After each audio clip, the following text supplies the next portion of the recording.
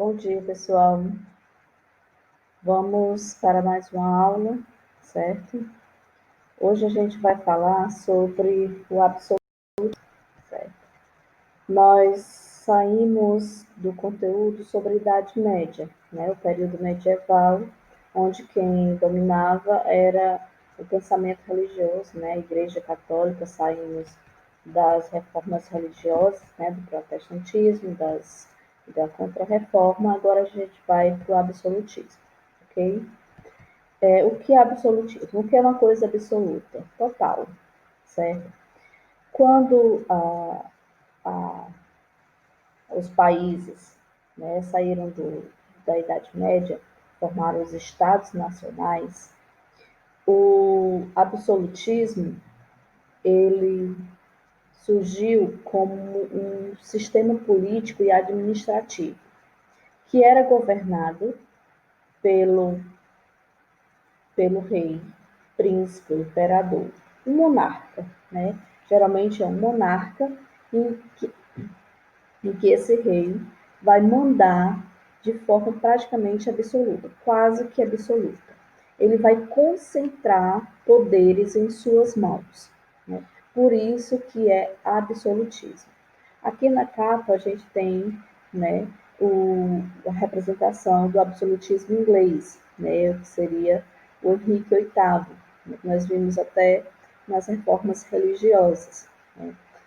Então, o absolutismo é uma forma, né, de governar de forma absoluta, onde o rei concentrava, o rei, o príncipe, o monarca, o imperador, ele concentrava, dava quase que totalmente. Ele decidia as leis, ele decidia os impostos, ele decidia se ia ter guerras, ele decidia se o tipo de moeda, o idioma daquele reino, daquele país.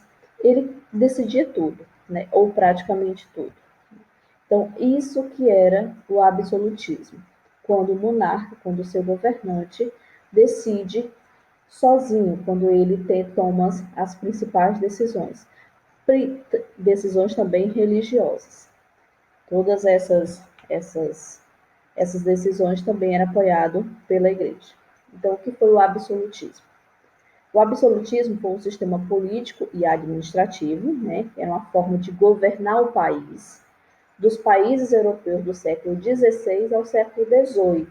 Só que foi até o século XIX, quando os últimos países, né, deixaram de ser absolutistas para serem monarquias constitucionais, né? No final do século XV, início do século XVI, até o século XVIII, né? Então a gente tem aqui completos 2 séculos de absolutismo, né? Nesses 2 séculos, os reis, né, os monarcas, eles mandavam nos seus respectivos países, nos seus respectivos reinos, né? Ele concentrava, como eu já falei, ele concentrava poder em suas mãos, né? Com apoio da burguesia e da nobreza.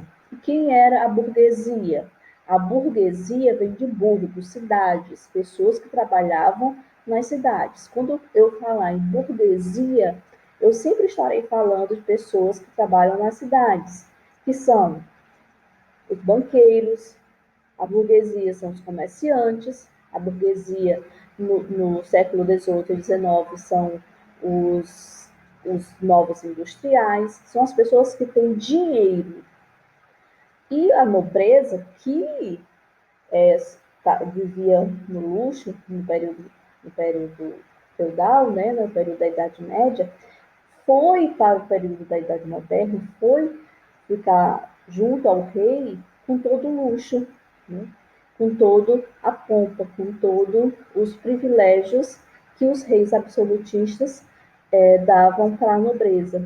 Então era um tripé, era a burguesia, os reis e a nobreza, juntamente com o clero.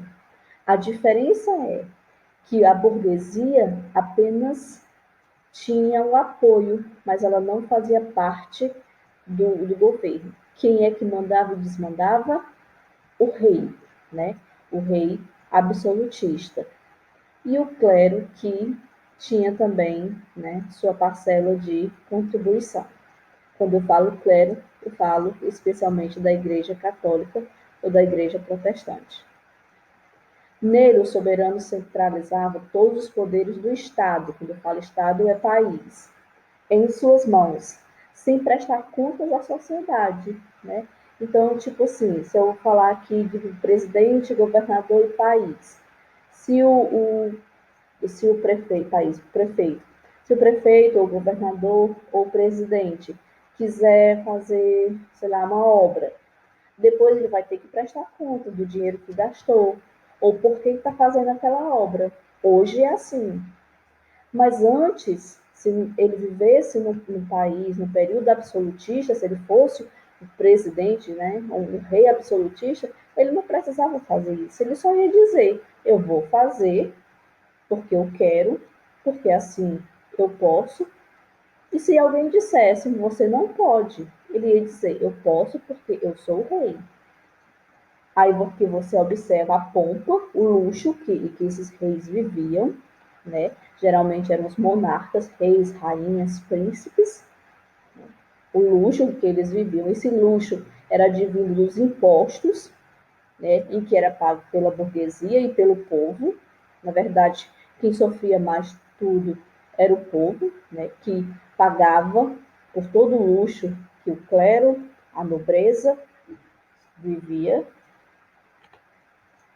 O clero, né, quando eu falo clero, estou falando da igreja, também admira este movimento, pois era uma forma da igreja continuar a não pagar impostos. A igreja não pagava impostos, que até hoje não paga, e seguir cobrando várias taxas. Então, era como se a igreja continuasse seus privilégios e apoiando tudo que o rei fazia. É interessante que quando o rei era coroado, o clero, né, os cardeais, o próprio papa, ele fazia a celebração, fazia a coroação, né, do rei como forma de consagrar aquela coroação, aquele momento. Né? A igreja e o Estado estavam juntos. Para concentrar o poder em suas mãos, o rei precisou acabar com os exércitos particulares dos nobres, proibir a cunhagem de diferentes moedas. Né? A partir daquele momento, o rei disse assim: agora só vai ter uma moeda única nesse reino, e centralizar a administração do reino. Né? Ele que mandava em tudo e em todos. Para que o rei pudesse ter esse poder todo, né, e não ser questionado por ninguém, ele precisou de teóricos absolutistas. O que são teóricos absolutistas? São pessoas que diziam assim: não, rei, você está certo. E as pessoas acreditavam nisso, né? A corte acreditava nisso, os monarcas, os nobres acreditavam nisso, a burguesia acreditava nisso, o povo acreditava nisso.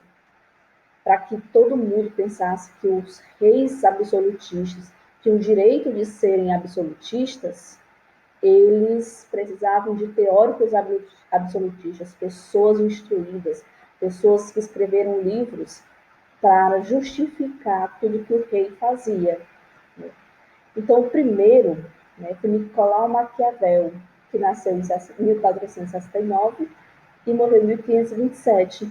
Maquiavel dizia que era mais importante que um rei fosse temido do que amado. O povo, a população, precisava de um Estado forte. Que é isso? Se fosse preciso o Estado, o governo, o rei, agir com violência para colocar ordem na situação, ele, assim, o rei poderia fazê-lo. Em seu livro O Príncipe, ele justificou o uso da violência como manutenção do controle.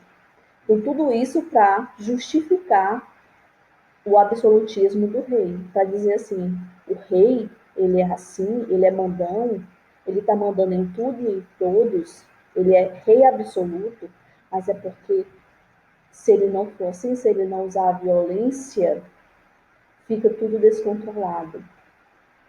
Outro é Jean Baudin, 1530 a 1596. Em suas teorias, Baudin associou o Estado, o país, à família, defendendo tal qual o poder de um chefe de família. O poder real deveria ser ilimitado. Então, Baudin, ele dizia que o rei deveria ser a mesma função de um pai de família. Se o pai de família tem que mandar em sua família, então o rei deveria mandar no Estado. Então, esse é Maquiavel e esse é Baudin. Outro teórico, né, é Jacques Rousseau, 1627 a 1704. Para ele, o rei era um representante de Deus. Esse aqui era um cardeal, né? Aqui é um pouco mais complexo. Rousseau, aliás, dizia o seguinte, que o rei, ele era a representação de Deus aqui na Terra. Tudo que o rei absolutista, mandante, fazia, era representado por Deus.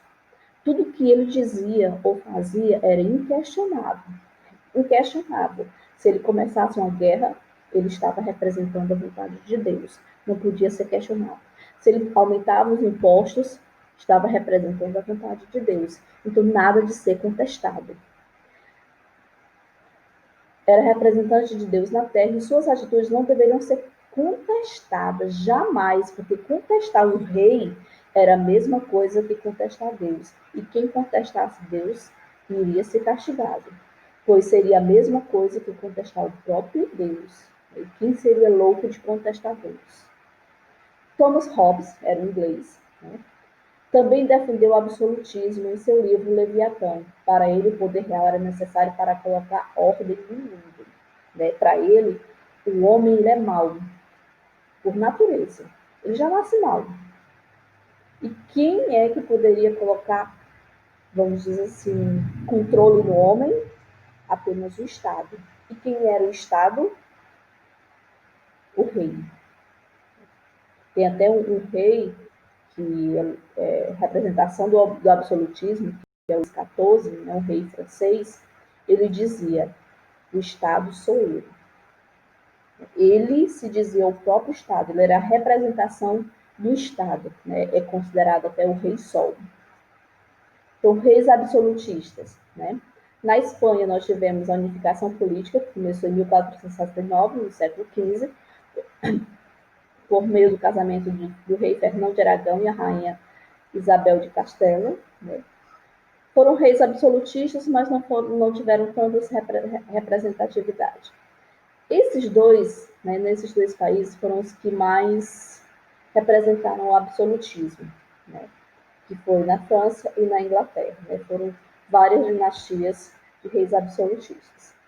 Na França, durante a dinastia de Bourbon, no século XVI, consolidou-se o poder absolutista na pessoa de Luís XIV. Aqui teve 12, 13, 14, 15 e 16.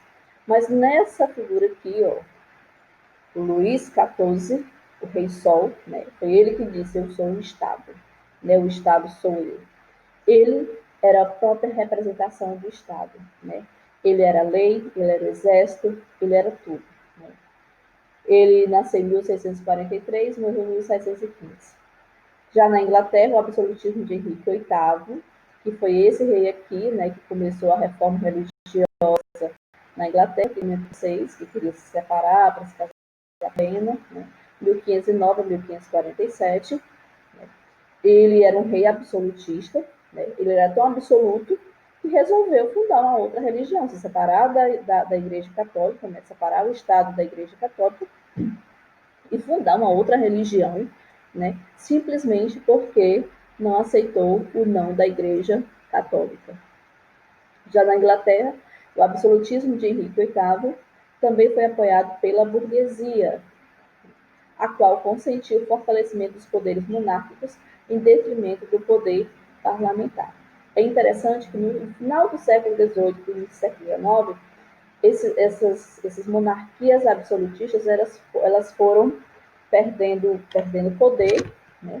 Alguns reis eles são existentes, né, ainda existem, algumas monarquias ainda existem na Europa, né, mas hoje são monarquias representativas, parlamentares, constitucionais.